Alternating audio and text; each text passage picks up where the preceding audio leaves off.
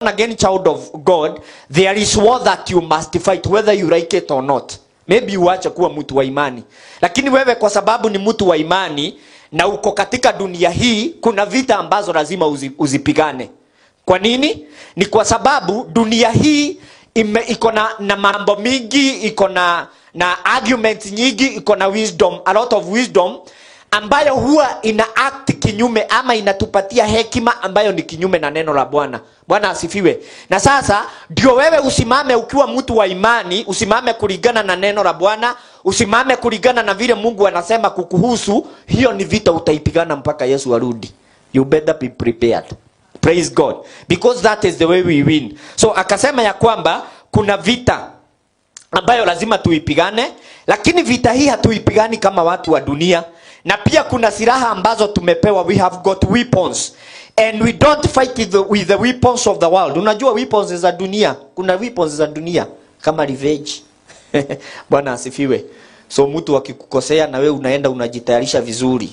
Kama ni matusi unaitayarisha, unaenda unastudy ile yote mpaka yenye umesahau. Hizo sasa ni weapons za dunia. Hatuzitumii sasa. Urume mundu hoko ni nguo. Unasikiaga watu wakisema hiyo. Na kuna watu wanajua kutukanana, wanaweza kutukana ulie machozi kama hujagogwa na mtu. Sasa hizo ni weapons za dunia, si weapons zetu. Lakini Biblia inatuambia we have got our weapons, and these weapons though sometimes they look so weak, the Bible says they are mighty before God. And the work of this, they have got divine power to demolish strongholds. Na ambayo iko nje ya neno la Bwana. And that's why I'm talking to you this evening about letting the word of God win. Hautamalizia katika mapenzi ya Bwana mpaka ukubali. Sasa wewe ni kijana mdogo hivi. So wengine walikuwa hivyo mpaka kuwa waka God win in our lives. So ningetaka nikuambie ya kwamba like the word of God has told us, there is a war that you must fight. And that war, it is to align ourselves according to the word of God. It is to refuse any other information that is coming to us that is contrary to the word of God and what God has said concerning our lives. Hizo ni vita tutapigana mpaka Yesu arudi. Bwana asifiwe. Sasa nataka nikukumbusha ya kwamba pia most of the times the things of God are so much fought. And you must be ready and willing to engage and be victorious. Bwana asifiwe. Mambo ya Mungu duniani haifunguliwi milango. Hata Biblia inasema ya kwamba katika kitabu cha Psalms, I think Psalms chapter number 2, inasema ya kwamba hata wafalme wa dunia huwa wanajikusanya kinyume na Yesu. Mambo ya Yesu haipendwi sana. Bwana asifiwe. Na niliwaambia ukianza kuinteract na watu huko nje ndio utaanza kujua watu hawapendi Yesu.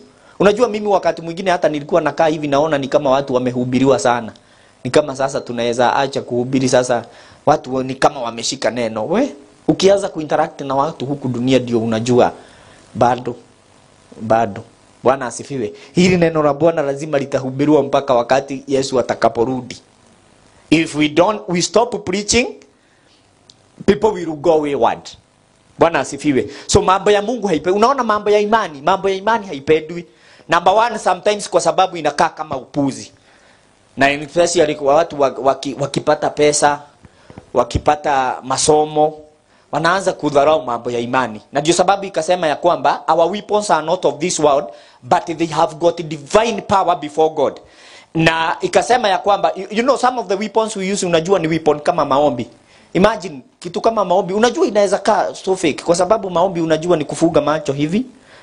Alafu unaanza kuongea maneno, unaamini kuna Mungu wako mahali anasikiza hizo maneno unasema na atafanya hivyo. You know that looks so weak and so fake. Kama wewe si mtu, ndio sababu unaona watu wengi wakianza kutoka kwa imani sasa vitu kama maombi ndio wanaachilia. It looks so frail. Sasa unajua hata unakaa hivyo unajiambia badala nikimbie nyama kema nikatafute biashara na ni connect naweza kuwa nimepata 5,000 sasa nikae hapa 1 whole hour nikiongea maneno zingine hata zingine zielewi kama ya kuongea in tongues, hata sijui ninasema nini na ninaamini ati kuna kitu nimeambia Mungu ya maana ambayo itanibadilishia maisha. It looks so weak. Bwana asifiwe. Ndio sababu unaona mambo ya Mungu inashikagwa tu na watu wa imani. Na ndio sababu akasema ya kwamba wewe the righteousness that is in us that we have received, it is of faith from beginning to the end. Alafu akasema ya kwamba bila imani hauwezi kumfurahisha Bwana, na ukigairi hauwezi kupendezwa na yeye, kwa sababu vitu zake zitaanza kukaa funny, zitaanza kukaa weak, zitaanza kukaa fake. Utaanza sasa kutaka kufanya mambo ambayo inaeleweka, mambo ambayo una understand. Imagine mtu ameenda hospitali, amekuwa treated with even the best doctors, amefurahi even all the way to India. Uko ndio nasikia dawa na madaktari wa ni top notch. Bwana asifiwe. Alafu akakosa solution. Alafu sasa anakuja hapa na amwambia simama hapa na kuwekelea mkono, kwa sababu neno la Bwana limesema tutaweka mikono juu ya wagonjwa watapata. Na sasa mwenyewe anakuwekelea mkono, hajasoma kama madaktari wa India. Si unaona ni gumu? Bwana asifiwe. Lakini ni wale watu ambao huwa wanakubatia upumbavu huo wa imani, hao ndio huwa wanapata wokovu. Jina la Bwana libarikiwe.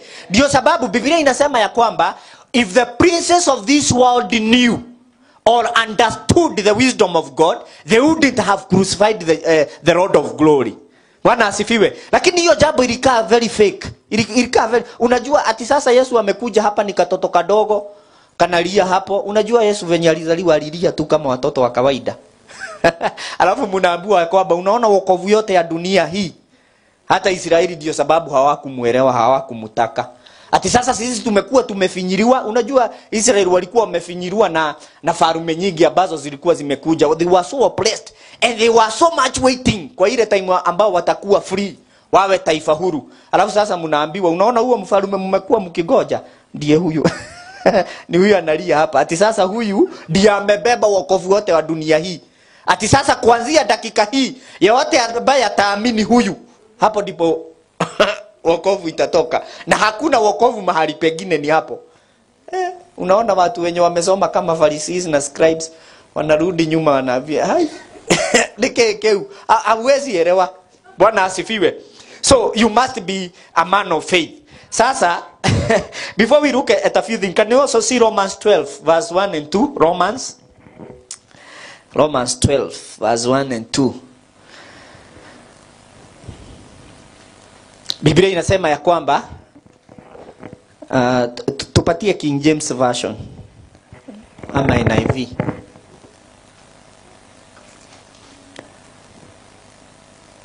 I appeal to you therefore, brethren, beg you, I beseech you therefore, brethren, by the mercies of God, by the mercies of God, that he present your bodies a living sacrifice, holy, acceptable unto God, which is your reasonable worship, service. Bwana asifiwe. Verse 2. Verse 2, the Bible says, and be not conformed to this world, but be ye transformed by the renewing of your mind, that you may prove what is that good and acceptable and perfect will of God. Bwana asifiwe. Biblia inasema ya kwamba do not be conformed to the world. Na ndio sababu nikakwambia ya kwamba kuacha neno la Mungu lifanye kazi, ama kuacha neno la Mungu likuwe ndilo lina ushindi katika maisha yako ni vita. Bwana asifiwe. Kwa sababu kuna systems za hii dunia. Na systems za hii dunia kila wakati zinatafuta tutoshe kwa hizo system. Bwana asifiwe. Tutoshe kwa hizo maarifa. Ndio sasa wakisema ya kwamba kama wewe haujasoma sasa huwezi fanikiwa kwa maisha, system ya dunia inataka utoshe kwa hiyo statement. Na sasa ukitoshea kwa hiyo statement, wale wote ambao hawakusoma, either ni juu ya kukataa shule ama ni juu hawakupata opportunity, Bwana asifiwe, wote wanakuwa wako doomed kwa sababu ya hiyo statement. You see, hivyo ndivyo dunia inataka. Lakini ndio sababu Biblia inatuambia ya kwamba ni vita sasa tutafanya kukataa kukua conformed. Unajua kuconform inamaanisha, unaweza tupatie Kiswahili? Maybe tusikie Kiswahili inasemaje? Tusiongee kizungu nyingi hapa, alafu tunataka tushike neno la Bwana. Hatuko interested na kizungu nyingi, si ndio? Wala msifuate kanuni za dunia hii. Bwana asifiwe. Kwa hivyo inamaanisha, na unajua hapa inaandikiwa watu ambao wameokoka wanamjua Mungu. So unaweza kuwa umeokoka, umejazwa roho, unaongea na dimi, lakini katika kufanya maisha unafuata kanuni za dunia hii. Ikikuja ni relationship yako, maybe kulea familia, wewe kwa wale ambao wako na familia, kulea watoto, in your dealings with your husband or maybe with your wife, badala ya kufuata kanuni za neno la Bwana, unafuatia kanuni za dunia hii. Akasema bali mugeuzwe kwa kufanywa upya nia zenu. Kwa hivyo neno la Bwana, and you see this is the importance of the word of God, and this is how you must make the word of God win. How do we make the word of God win? You make the word of God win by allowing the word of God to change you. Na kama unafikiria hiyo ni kitu rahisi ukijaribu, ndio sababu neno la Bwana na neno la Bwana huwa linapigwa. Kwa sababu neno la Bwana kila wakati linatafuta kutugeuza nia zetu kutokana na mambo mengi ambayo tumepick up wakati ambapo tulikuwa tuna grow, vitu ambazo tumesikia kutoka kwa TV, kutoka kwa watu ambao walitulea, ambao walikuwa wakubwa, ambao hata hawakuwa wanamjua Mungu. Kuna vitu nyingi walisema na wakatujega mijego. Bwana asifiwe. Sasa lazima ukubali neno la Bwana libomoe mijego hiyo. Bwana asifiwe, ndio ufuatie ama ufanye maisha kulingana na kanuni za Bwana. Na Biblia inasema ya kwamba ukifanya hivyo utapata kujua hakika mapenzi ya Mungu yaliyo mema, ya kupendeza na makamilifu. Sasa unaona mapenzi ya Mungu kila wakati ni mema, number 1. Number 2 ni ya kupendeza. Number 2 ni makamilifu. Na ningetaka nikuambie ya kwamba the reason even why many people take a lot of time to understand their life, na hata wajue Mungu mapenzi ya Mungu katika maisha yao, vile ambavyo wanatakiwa wafanye, na wanatafuta sana, wanasumbuka sana kwa maisha, ni kwa sababu wanaignore neno la Bwana. As long as you are taking lightly the word of God and you are not allowing the word of God to change you, the word of God to win over the arguments that you may have in your mind, you will never understand the will of God for your life. Hallelujah. Hata usome upate degree, utakuwa bado na degree lakini unaoperate maisha nje ya mapenzi ya Mungu. Na wacha niwaambie, unajua kuoperate maisha kulingana na mpango wa Mungu si lazima ukue the richest person. Bwana juu sasa tukianza kuongea hivi watu wengi wanarudi tu mambo ya pesa. But let me tell you, when you are operating in the will of God and according to the purpose God has set for your life, there is a satisfaction that you have that is beyond money. Bwana asifiwe. Kwa hivyo hata kama utakaa na hutapata pesa nyingi, ukue uko among the top 10 richest people in this country or maybe in the world, when you are in the will of God, because the will of God, number 1, the word of God has told that it is good, it is acceptable, and it is perfect. That will of God, there is a satisfaction that comes with that kind of a life, hata kama hauna mambo yote ya kutajika katika dunia hii. Na ndio sababu nakwambia lazima ukubali kugeuzwa nia yako na neno la Bwana, kwa sababu mtu ambaye hajakubali kugeuzwa na neno la Bwana, as long as hayuko kwa status fulani kulingana na vile dunia huwa inaelezea watu, hawakuagi satisfied. So they will be always seeking. How ndio watu ambao huwa wanatafuta fame, yani nia yake, hata ukiona anafanya bidii kwa kufanya vitu ambazo anafanya bidii hivyo kwa sababu anataka fame katika area fulani. We are not here for fame. We are here to serve the purposes of God. That is what it means to be a worshipper. You see, unajua kukua worshipper si kuiba tu hapa, all the power belongs to you. Okay, that is good and it is part of it. Bwana asifiwe. But to be a worshipper is to allow your life to be led of God and to the purposes for which he created you for. Bwana asifiwe. Hallelujah. Sasa let's see a few things. How do we let the word of God win in our lives? Na ninaamini ya kwamba itakuwa ya baraka. Number 1, Romans 10:17. Si mambo gumu naongea hapa, but ni mambo ambayo unaweza kutupilia to your rose. Romans chapter 10 verse 17. Verse 17 of Romans 10, the Bible says, so then faith cometh by hearing, and hearing by the word of God. Basi imani hutokana na kusikia, na kusikia huja kwa neno la Kristo. That is the number 1 way of letting the word of God win, is to continue hearing the word of God. Why? When we hear the word of God, the Bible says, it creates faith in us. Bwana asifiwe. Na wacha nikuambie, imani huwa haiombei. Hata mimi nilikuwa naomba hizo maombi niliacha ya kuambia Bwana akuongezee imani. Imani haiombei increase. Utaomba hiyo ombi 100 years, Mungu hata ijibu.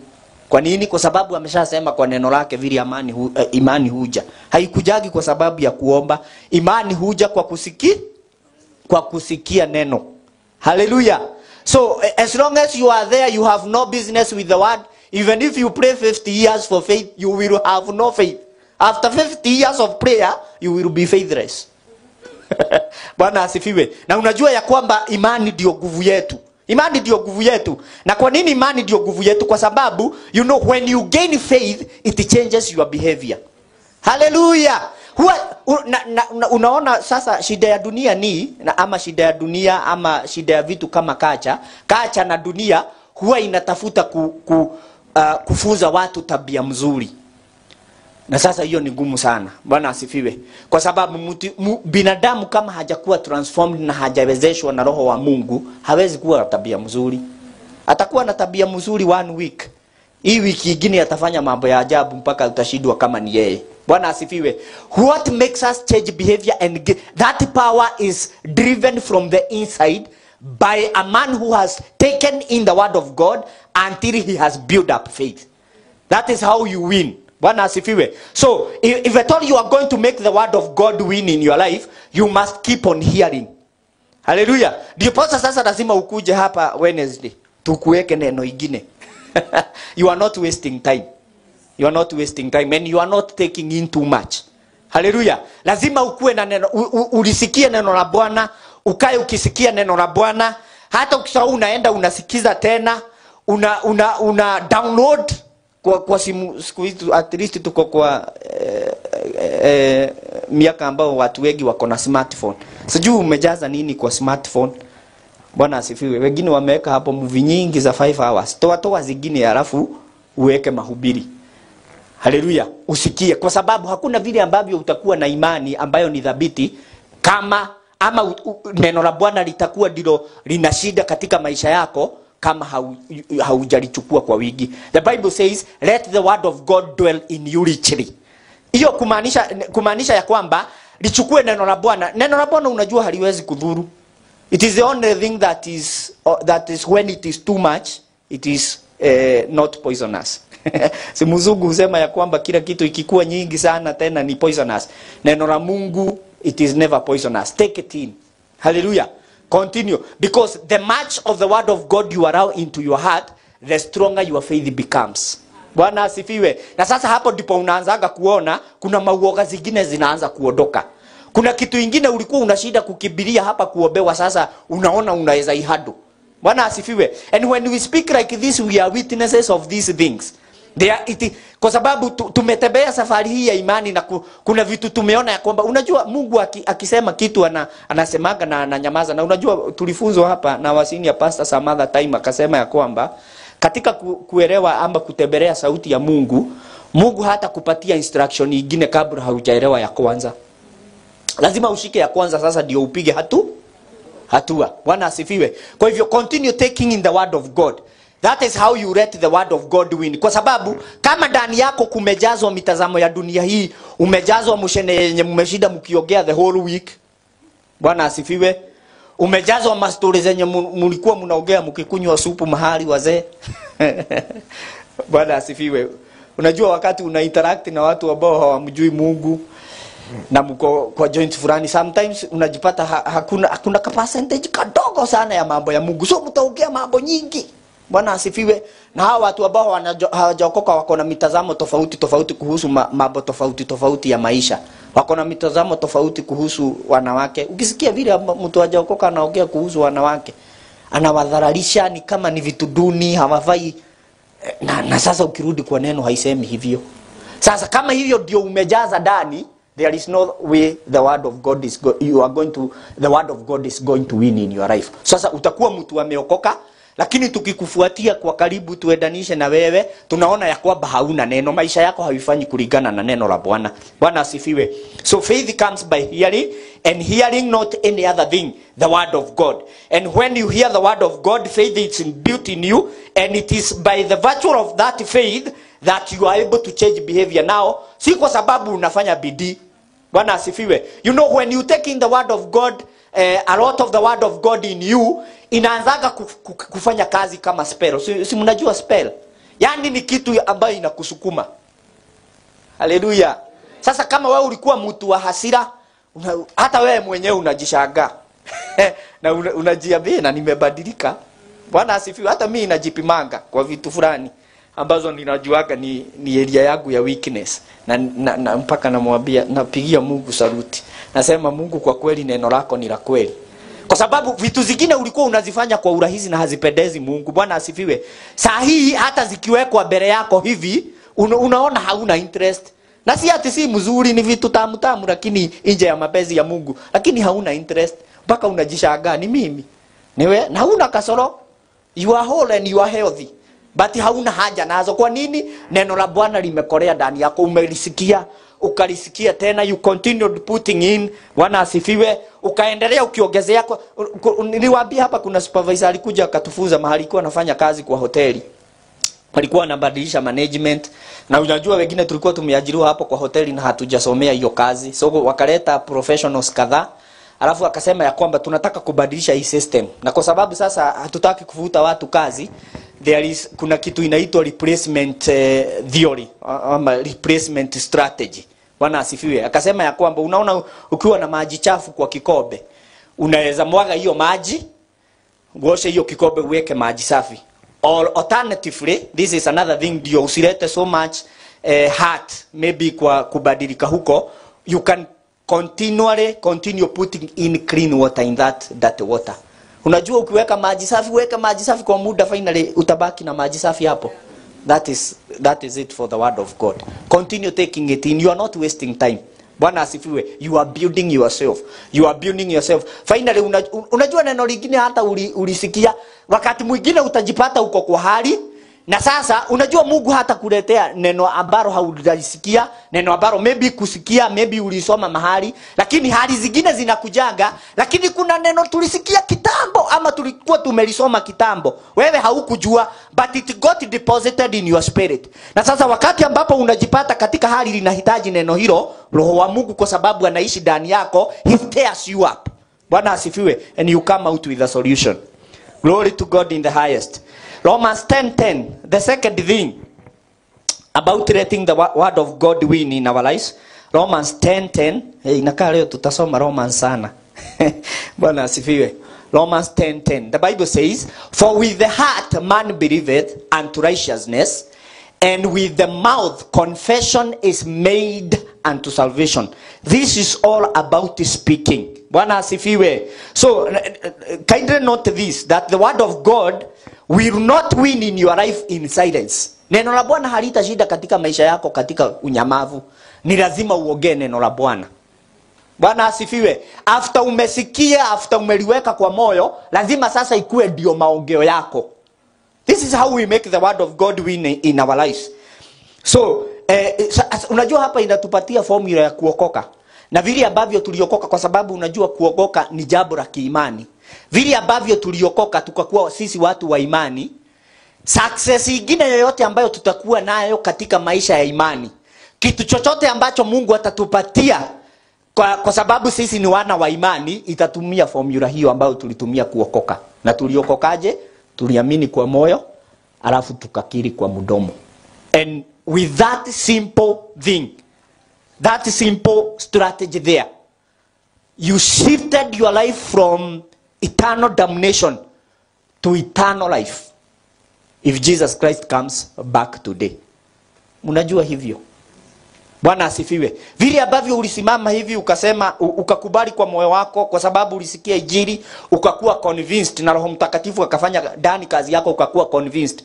Alafu wakati ambapo kulitanwa otakoro ukatokea, na hiyo conviction ukatamka maneno ukasema ya kwamba nimeamini hii injili, nimeamini Yesu Kristo. Unaona hiyo maneno uliongea hivyo, hiyo process kidogo hapo ikakugeuza ukakuwa mtu mpya, ukakuwa mwana wa Mungu. Bwana asifiwe. Wewe sasa ulikuwa umehukumiwa, kesi yako ilikuwa imekamilika ya kwamba wewe ni wa kufa milele, lakini through that simple thing there you are transformed into the kingdom of God. Na sasa katika kufanya maisha, kama Mungu, kuna vitu ambazo Mungu amekuahidi, kuna kitu ambayo unataka kubadilisha kwa maisha yako, hata kwa maombi, formula ni hiyo hiyo tu, hakuna ingine. Bwana asifiwe. Ni kuamini kwa moyo, alafu you must make confession according to the word of God. Hallelujah. Lazima uongee neno la Bwana. Na unajua, you know this woman who was, I'm reminded of the woman who had an issue of blood for how many years?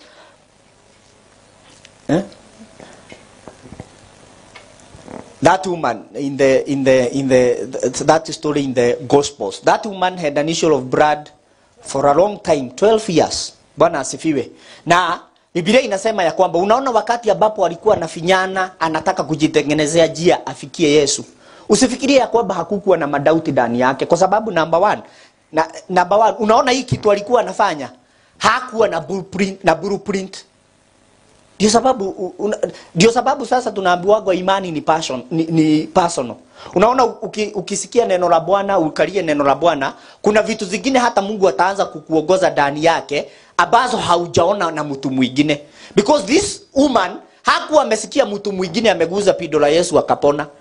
Hakuwa amesikia. Bwana asifiwe. Hakukuwa na rekodi nyingine kama hiyo. Alitoa wapi? Bwana asifiwe. Lakini Biblia inasema ya kwamba as she continued, wakati ambapo anafinyana katikati ya watu, na unajua hiyo disease yake ilikuwa very shameful, na Biblia inasema alikuwa ametumia pesa yake kwa madaktari wote na hakuwa amepona. Alikuwa anajiambia hii maneno ndani yake, if only but touch the hem of his garment I will be whole. Hallelujah. That was the words that she kept on saying as she continued to go. So lazima uongee maneno ya imani. Lazima uongee kulingana na vile neno la Bwana limesema. Sasa sisi si watu wa kuongea ukiongea kulingana na hali ambayo imekukuta, sasa neno la Mungu halitakuwa na nafasi ya kushidia katika maisha yako. To let the word of God win in your life, you must speak according to what God is saying. We don't speak according to the circumstances that have come. Sasa tukiona tumekosa pesa kidogo, nasema sisi tumeisha sasa. Hivyo umesema utaisha, hivyo ndivyo utaisha. Si ni wewe umesema? Bwana asifiwe. Hallelujah. You must teach yourself to speak according na unajua, na ndio sababu nilikuanzisha kukwambia ya kwamba hii ni vita. Kwa sababu wakati hali iko hii, unajua hali ndio hii, iko live, unaiona ndio hii. Alafu sasa neno la Mungu linaongea kinyume na hali hii. Alafu sasa unafaa inatakikana uamini neno la Bwana, alafu sasa uanze kuongea hivyo neno la Bwana linasema kinyume na hali hii. Yet hali iko hii ndio unaiona ndio hii. Si rahisi. Bwana asifiwe. But you must accept to fit that place, because once you do that, you have given space and room for the word of God to win in your life. Na kumbuka nilikuambia ya kwamba ukikubali neno la Mungu likuwe ndio linawini katika maisha yako, you become a victor by default. Bwana asifiwe. Hallelujah. Unajua ni kwa nini watu wengine hata mimi niko na relatives wenye wasichana wenye wamepata watoto wengi wenye hawana baba, wako na mababa juu lakini hawateki care. Wengine wako na watoto 4 wa mababa tofauti. Unajua ni kwa nini watu wengine huwa wanajipata mahali kama hapo? Kwa sababu maybe hawajai jikubali. And this is the beauty of the word of God. You know, wakati ambapo umekorea katika neno la Bwana, unaanzaga kuruse any other thing that is said not according to the word of God, haikai kwa akili yako. Sasa watu wengi kama hao wanakuaga maybe walifanya mistake moja, na maybe hata relationship ya kwanza maybe ilikuwa mzuri, alafu ikaharibika, maybe hata wakarushiana maneno, alafu akaachwa sasa amebeba uzito wa hiyo maneno. So haonagi ndani yake yeye, mtu yote akikuja sasa amwambia nampenda, anagekona wafagida agenyita leo. Hawezi shika akiwaambia amependwa, kwa sababu ndani yake already ako weak. Hajioni kama mtu ambaye anaweza pendwa. ama mtu ambaye anapendeka. And this is the beauty of the word. Unajua ukishika neno la Bwana unajua ya kwamba unaona hata nyinyi wote mnaniangalia hapa mkinichukia, mimi siwezi jali. Mimi Mungu ananipenda. Mungu amesema hivyo na hajabadilisha. Kwa hivyo mimi nitawaondokea niende hivyo, niachane na nyinyi. Ni nyinyi hamunipendi, Mungu ananipenda. Sasa unaona watu kama hao wanapitiaga vitu kama hizo ni kwa sababu ndani yao hawaamini ya kwamba Mungu anawapenda. Bwana asifiwe. Kama wangeshika neno la Bwana, hilo neno kidogo tu, wasikia kwamba Mungu anasema anakupenda. Bwana asifiwe. He takes care of you. You are wonderfully and fearfully made. Bwana asifiwe. Watu hawezi follow hizo sequence kwa sababu utakuwa soba. So hata mtu mwingine sasa akikuja kukuambia anakupenda, uko na stamina kwa sababu already umesimama katika upendo wa Mungu. So wewe kuniambia unanipenda sasa haiwezi nistua mpaka sasa nisikia nitaaguka chini. Bwana asifiwe. Kabla unipende nilikuwa nishapendwa na Mungu. Bwana asifiwe. Lakini watu kama hao wanakuaga wiki kwa sababu hawajashika neno la Bwana ambalo linasema Mungu anakupenda. Unajua ukishika neno la Bwana linakupatiaga boldness. Na hiyo boldness ni kujua ya kwamba hata nichukiwa na dunia mzima, as long as I am walking right with God, Mungu ananipenda. Bwana asifiwe. Kama sitatoka kwa njia na unajua upendo wa Mungu nao hauna conditions. So watu wengi wanajipataga katika hali hizo kwa sababu sasa alikuja sasa kwanza akiwa amepata mtoto wa kwanza. Alafu hiyo ikaenda vibaya, sasa ako desperate. Anaona sasa maisha yangu sasa imeharibika. Sasa si kama hata sitaipata mtu wa kunioa, ni nani sasa atanipenda nikiwa na mtoto. So mtu akikuja wa pili sasa hata hayuko serious, lakini amepata mtu ambaye ni weak. Na yeye anaweka wa pili, anaondoka. Finally utapata hapo uko na watoto 10. Na ni kwa sababu ungelishika tu neno la Bwana. Bwana asifiwe. Hii ni pamoja na watu wote waliabua si warebo hawakai vizuri. Unajua kuna watu wameabua vitu kama hizo na wameshishika. I want to change your mind today and your heart today, because as long as you are like that, the word of God will not have space in your life to win. So utakuaga unaona watu wanakaaga hivi wako na baridi fulani hauelewi. Si wagonjwa lakini wako na baridi fulani hawe. Waliabua vitu wakikua. Ama watu ambao wamekaa hata kwa relationship wakaabua vitu, wakaabua wewe ni mjinga, wewe huwezi saidika kwa hii dunia, alafu wameshika hizo maneno zote ndizo zinawaongoza. Hata ukiokoka miaka 100 utakuwa very weak. Bwana asifiwe. You must allow the word of God to flush off those things. Hallelujah. Ndio sasa ukisimama hivi na unajua hakuna mtu, unaona hata watu wanaabuagwa wako agri. Mimi nimekuja kuagri, hakuna mtu agri. Ni pesa hauna. Na pesa utali mtu yote uko saba ukiongezewa tu pesa kidogo. Unaona hawa watu wanaabua sijui wanakaaje. Wacha wakuwe ni millionaires today. Hiyo sura huionagi tena. Hiyo yenye inaabua ni baya. Bwana asifiwe. So lazima ukataane na hizo maneno zinaogewa na dunia. The Bible says I am fearfully and wonderfully made. Sasa mimi it doesn't matter. Hata mkisema nina smell ninakaa chiba, nitasmile hivyo, hiyo ndio niko nayo. Mimi nimeubwa vizuri, ninakaa vizuri.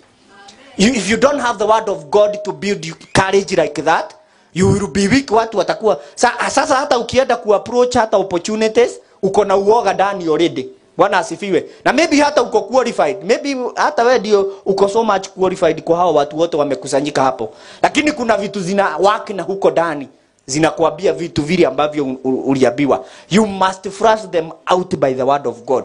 Lazima ukae ukijiambia neno la Bwana. Uniambia neno la Bwana, unajiambia mimi nimetosha. Unajua kuna watu wanatembeaga sasa hivi hata hawawezi inuka vizuri, they look pale and yellow, ati kwa sababu mtu aliwaambia na ni relationship kwa kwanza mtu alimwambia hakai vizuri. Akaongea maneno ati sasa kwa sababu huyo mtu alikuwa na pesa ukamwamini. Bwana asifiwe. No, you must refuse these things. You must be bold. And boldness for a man of faith haitatokana kwa sababu ya vitu ambazo uko nazo, haitatokana kwa utajiri. Ukikojea mpaka upate pesa yote ya dunia ati sasa ndio usimame vizuri kulingana na neno la Bwana, you might never find yourself there. Be bold and be proud, because the word of God has said something concerning you that is different from the things that are weighing you down. Hallelujah. This is how we make the word of God win in our lives. So mtu akikwambia haukai vizuri, ukiweza kumjibu mjibu, lakini hata usipomjibu wewe achana tu na yeye. Hiyo ni maoni yake. Lakini mimi nafuatilia maoni ya neno la Bwana, na neno la Bwana linasema ya kwamba mimi nimeumbwa vizuri, ninakaa vizuri. Bwana asifiwe. I am fearfully, I am wonderfully made. That is the word of God. I am going to believe God. I am going to lean on that word. Bwana asifiwe. Na kwa hivyo sitapatia maisha yangu nafasi ya watu kuja kuniharibia maisha. Bwana asifiwe. Ati kwa sababu kuna tu advantage wanataka. No. Bwana asifiwe. Believe in the word of God. When you believe in the word of God, it builds you up. You are able to stand against anything that may come and destroy your life. Haleluya. Ni kwa sababu hatuwarai neno la Bwana nafasi, ndio sababu hiyo inafanyanga watu wakae weak. Unakuwa so weak, una shida. Yaani unaangalia mtu unaona mtu ako na kashida, si mgonjwa lakini hakawezi kuwa defined. Bwana asifiwe. No, be bold because of the word. This is the reason for the word of God. You know, I like keeping on reminding you that the word of God primarily is not there to give us encouragement, because there are people who take the word of God like encouragement. Okay, there is encouragement in the word of God by default, but that is not the primary reason. Bwana asifiwe. The primary reason for the word of God, it is to change your mind. Hallelujah. So as long as you are taking the word of God like encouragement, so hata ukisoma Mungu akikwambia nakupenda, ukisoma neno la Bwana linakwambia unakaa vizuri, wewe umependwa, wewe ni mtu wa maana. Unajua hizo ndizo vitu neno la Bwana linatuambia. Bado unarudi na hapo kusema ai, na si akina niko waliniambia mimi siwezi faulu kwa hii maisha. Sasa si unaona? Sasa ni wewe utachagua, utaamini anko ama utaamini neno la Bwana. And then you bear the consequences for your choices. But I want you to choose the word of God. That's why I'm preaching tonight. Amen. Choose the word of God. Number 3. And Genesis 3:1. And this one, you must deny room for unscriptural tendencies. Deny room for unscriptural tendencies. Bwana asifiwe. Do not give too much attention to the enemy or the ungodly people. Bwana asifiwe. Hiyo ni shida ingine inafanya ya kwamba neno la Bwana lisikue na kushida katika maisha yetu. Kwa sababu you keep listening. Unaona Genesis inasema ya kwamba now the serpent was more subtle than any other beast in the field the Lord God had made. And he said unto the woman, yeah, hath God said you shall not eat of every tree of the garden. I don't want to continue the story, lakini ukiangalia hapa ndio mpaka sasa shetani akiwa ndani ya nyoka akuje kudanganya Eve ndio akule tunda na apelekee bwanake, alifungua kamurango ya conversation. Tukuna tu conversation unafaa uwe mapema. Bwana asifiwe. Can you also see Psalm 1? That's Psalm 1 verse 1. The book of Psalms 1:1. It says something wonderful there. Psalms 1:1 quickly. Our time is almost up.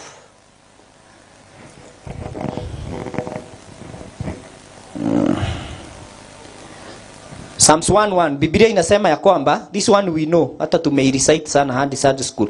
Blessed is the man that walketh not in the counsel of the ungodly, nor standeth in the way of sinners, nor sitteth in the seat of the scornful. Bwana asifiwe. Unaona Biblia inasema mtu kubarikiwa ni mtu huyu ambaye hakai katika njia ya wenye dhambi na watu ambao ni scornful. Unajua kuna watu ambao ni scornful na hata scorning yenye wanafanya. Sasa ukisoma neno ya Mungu namna hii, usifikirie watu ambao wanafanya scorning ni scorn tu mambo ya Mungu. Ni kuscorn hata wewe. Unaweza kuwa hata unaanzisha kitu na kama wewe unakaa tu around watu ambao ni scornful. Unajua watu scornful ni watu ambao wana look down upon. So hata efforts ambazo unajaribu kufanya katika maisha, maybe you are starting a small business, you are building it up, wakipita hapo wanasema woi. Sasa hii ndio umegojea ati ndio utalipa nayo skuru. Yaani wanaongea tu kama shetani. Wanaongea kwa upole lakini maneno yenye wanatoa ni sumu, inakudemoralize. Watu kama hao wafungie milango. Bwana asifiwe. Sasa unaona kama Eve angepatia shetani nafasi aendelee kusema, na unajua alikuja akamuhit na statement ya kwanza ambayo ni wrong. Sasa kweli Mungu alisema msikule tu darorote hapa kwa hii shamba. Sasa ndiye anamcorrect. Anaanza kumwambia hapana, na hivyo ndivyo watu wengine huwa wanafanya. Kuna kitu mtu anaweza ongea, usikae hapo kumcorrect. Bwana asifiwe. Kuna maongeo mengine mtu anaweza anza kuongea sasa ati unajifanya wewe ndiye mzuri ati sasa wewe ndiye unataka kumcorrect. Bwana asifiwe. Na anaongea hivyo na ujasiri kwa sababu anajua mahali anaelekea. Anataka kukuharibia kitu ambayo Mungu amekupatia ama kuataki maisha yako kwa njia fulani. Zifugie milango conversation kama hizo. Akasema but his delight is in the law of the Lord, and in his law doth he meditate day and night, and he shall be like a tree planted by the rivers of water, that bringeth forth his fruit in his season. His leaf also shall not wither, and whatsoever he does shall prosper. Bwana asifiwe. Huyu ni mtu ambaye anafugia conversations na mitazamo na watu. Mtu akianza tu kukuja kuongea kinyume na vile ambavyo Mungu amesema mfugie mila, wacha aende akapeleke ma conversations zake za takataka na huko. Bwana asifiwe. Mfugie. Si conversations zote tunakaanga hapa. Na watu wengine wako hapa wanakaanga kwa conversation na wanasikia ni uncomfortable. Bwana asifiwe. Hata wasichana wadogo hivyo ndivyo wanadanganyagwa. Bwana asifiwe. So anaanza na anasikia hiki kimutu venye kinaenda. ana kabisa anasikia. Unajua Mungu amekupatia hekima. Unaona huyu mtu mahali anaendelea na anaelekea na hizi maneno, na wewe unakaa tu hapo kusikiza. Finally utatoka, hey, I don't know what happened. You know. Unajua mahali ilianza na ulijua. Ndani yako unajua unajuaga. Na kai heri ningekata tu wakati. Lakini ulikaa hapo unaona hatari ndio hii, unasikia huyu mtu venye ameanza kuongea. Hata kama ni mtu alikuwa, unajua kuna watu wengine wako kwa kanisa na hawajaokoka. Bwana asifiwe. So hata kama alikuwa ni ndugu alikuwa kwa kanisa, akianza kuongea nonsense, ondoa masikio yako. Bwana asifiwe. Kwa sababu ukiendelea kusikiza, so shetani alikaa na conversation na Eve, akakaa na conversation. Hiyo conversation iliendelea kumfanyia Mungu dhambi na akatuharibia dunia. Bwana asifiwe. So if the word of God is going to win in your life, you must deny room for unscriptural tendencies. Kama ni maongeo ama watu wa tabia fulani, Bwana asifiwe, na ni vizuri ujipime. Ni vizuri ujipime ujue ya kwamba huyu mtu ni kama anaanza kuniharibu. Ni kama hii conversation inaanza kuniweigh down, Bwana asifiwe, inaanza kuniwin the wrong way, ni lazima ukatae. Ondoka kabisa, ondoka. That's why we are called weird people. Sometimes we do weird things because we don't want you to destroy the success that we are already building in our lives by the word of God. Na unajua watu wengine kama sisi hatuna background. Sisi tunategemea neno la Bwana 100%. Na neema ya Bwana isipotusaidia we are done, finished. Sasa hatuwezi kupatia rumu tuharibie maisha. We depend on the word of God fully. Hili ndilo tunajengaga nalo maisha. Kama nitainunua gari nitanunua kwa sababu ya neno gani? Hili. Babangu hana inheritance ya vitu kama hizo. Ati atanipatia moja, hakuna. Bwana asifiwe. Na sasa wewe kama uko hivyo lazima ukatae. Vitu yote inakwambia watu kama wewe huwezi nunua gari. Ni ndikiguthikireria. Ingiorai. Mimi nitakuondokea kwa sababu mimi nitanunua gari. Na babangu hakuwa na gari, babu yangu hakuwa na gari, lakini mimi nitakuwa nayo. Utaiona tu wewe, usijali. Amen. As I almost wind up. Hebrews 11 verse 8.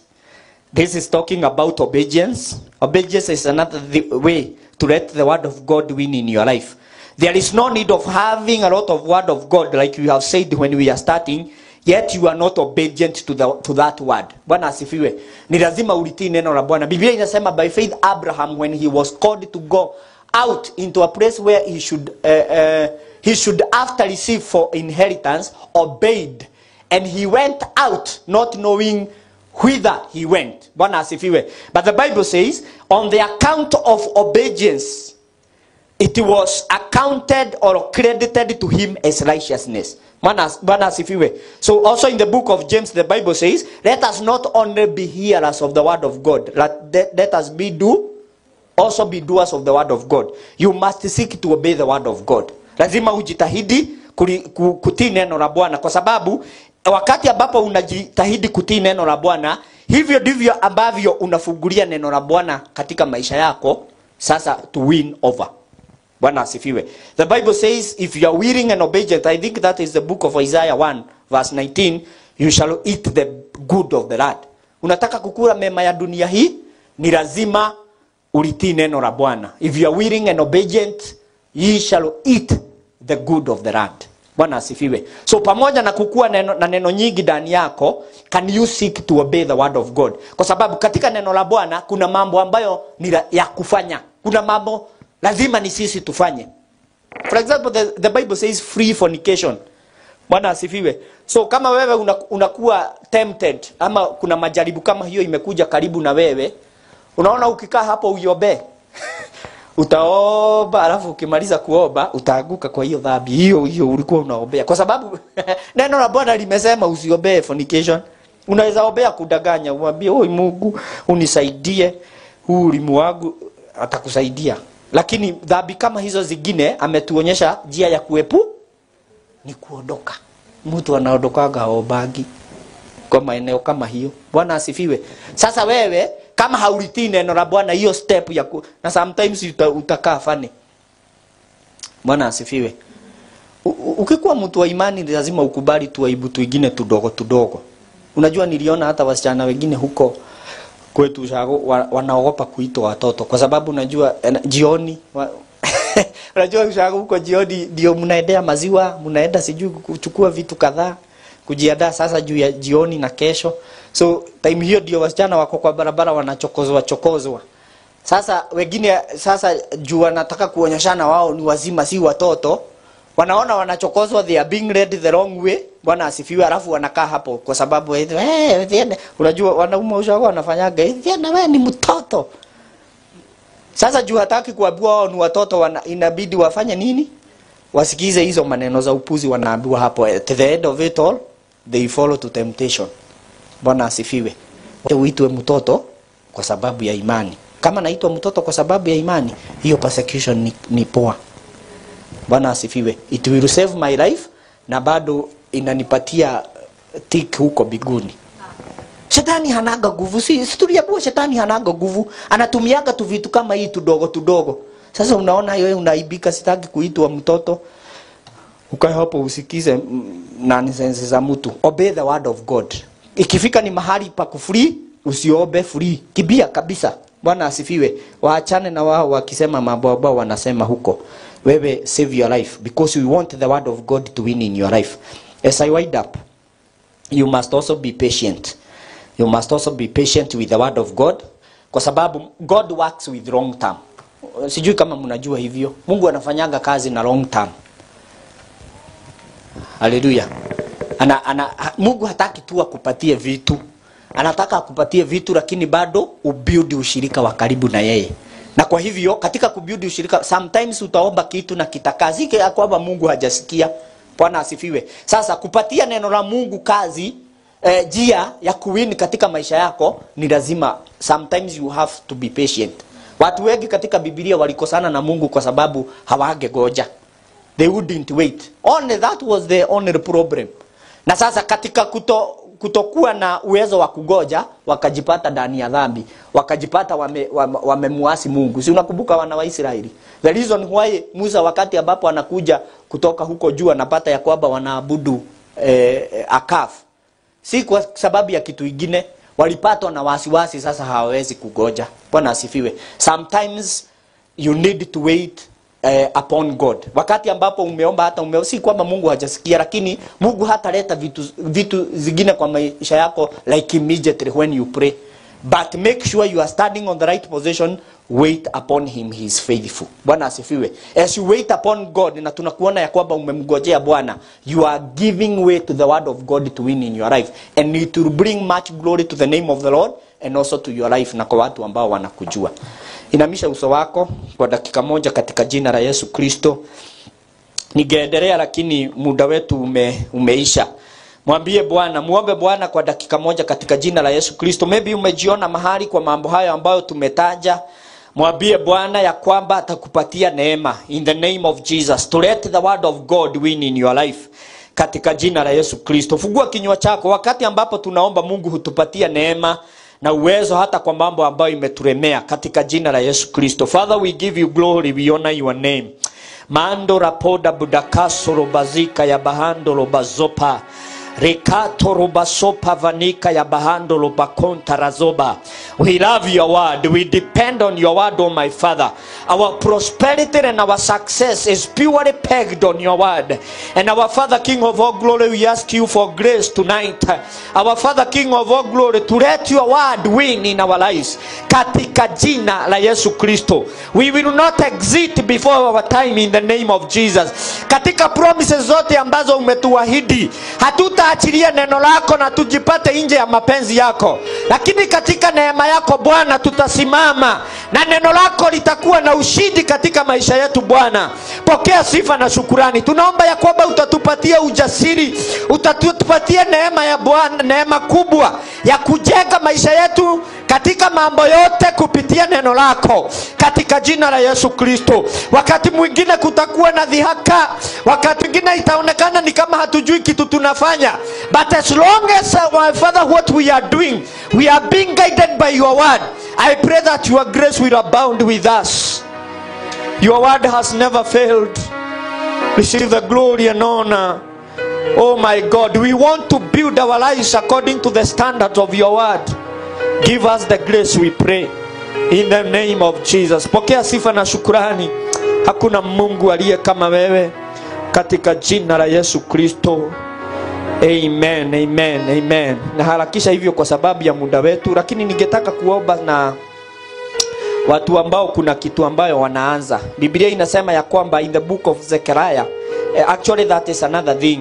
Usidharau mwanzo mdogo. Wengine wetu huwa tunadharau mwanzo mdogo, na neno la Bwana limesema tusidharau mwanzo mdogo. Tunakosa kutia bidii kwa sababu maybe kitu ambayo tuna build inakaa kidogo sana, lakini haujui ya kwamba hapo ndipo ambapo mafanikio makubwa yanatokea.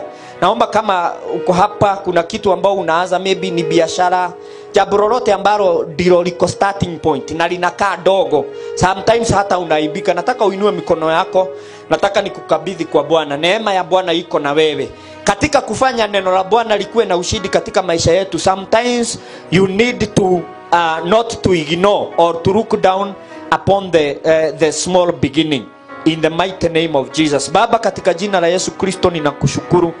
Nakabidhi wapendwa hawa pamoja na wao wote maybe wanatufuatilia kwa mitandao na kwa runiga, wote ambao kuna kitu wanaanza, kama vile ambavyo uliwaezesha wana wa Israeli baada ya kutoka uhamishoni.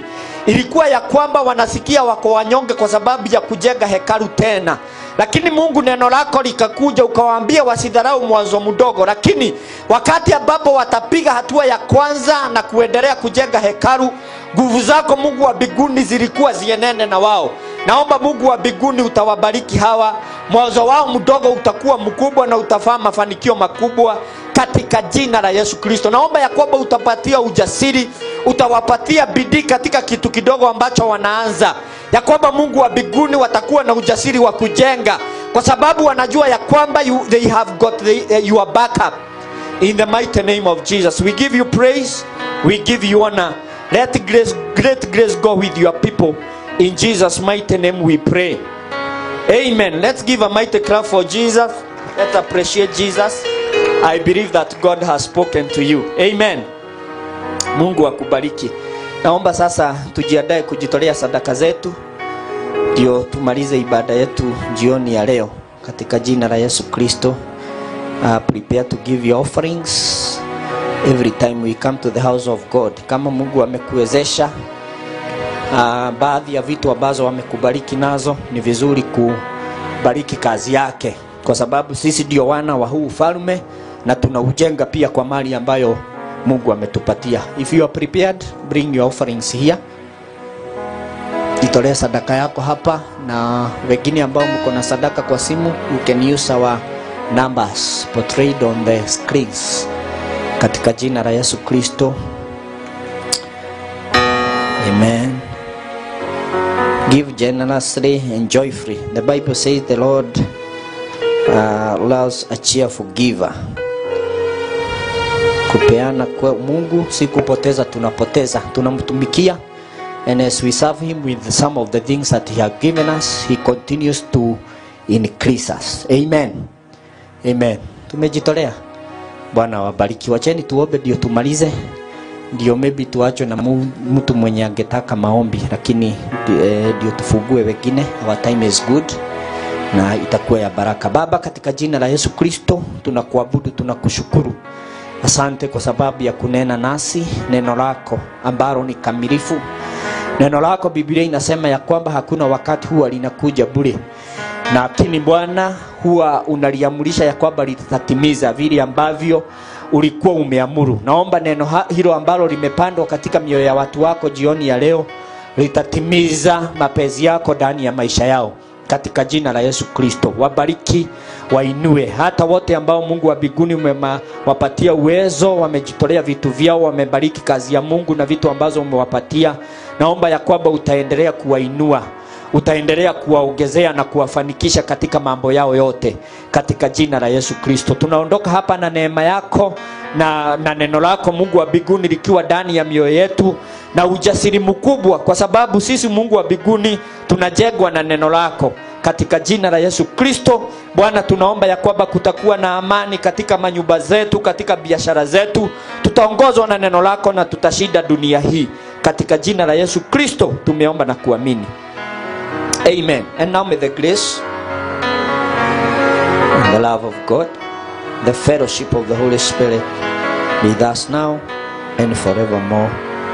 Amen. Mungu awabariki. May you have a good evening, a nice weekend. Let's meet here on Sunday, others on Friday kwa maombi.